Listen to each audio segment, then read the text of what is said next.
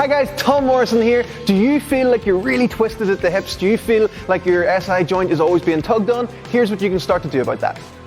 The very first thing that you want to have is something that you can test and retest. So what you want to do first of all is twirl yourself around, get your feet in a nice even stance, and you're going to close your eyes and squeeze your bum as hard as you can. I hope you're zooming in on this.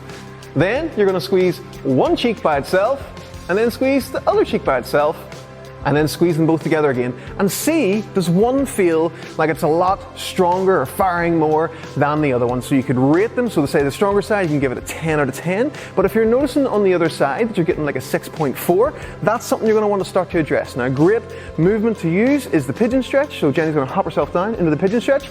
Don't worry if you can't achieve a full right angle here with the pigeon stretch, it's not essential. Move your foot back at a more diagonal angle as long as you're feeling a stretch in your hip. And then from there, you can lean your body down forward, reach with the same side arm as far as you can. You'll get a nice stretch in the lat, the side, lower back, and push back into your hips that little bit more. It'll feel absolutely awesome. Then try the other side. See what it feels like. So rate that 1 out of 10.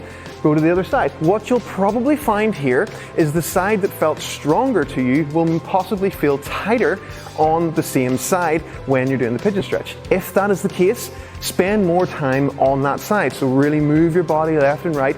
Deep belly breaths, chill yourself out as much as you can. Then what you want to do is go to the side that felt weaker, and then you're going to do the single leg glute bridge. So set yourself up first of all in a two-legged glute bridge.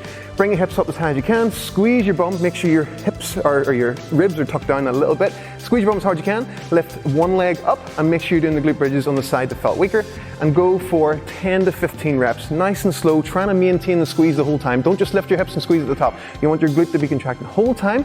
It'll just feel a bit weaker towards the bottom position. Then from there, you can go back into the stretches again. You can do a circuit of that 3 times, and especially if you're still feeling like it's still a lot tighter on the one side than the other one, you can just stretch that one side until you start to feel like you're making a difference. Make sure after you've done that a few times, you hop up and you redo your test. You squeeze one side, you squeeze the other side, see if you've made an improvement. Are you at an 8.5 now perhaps?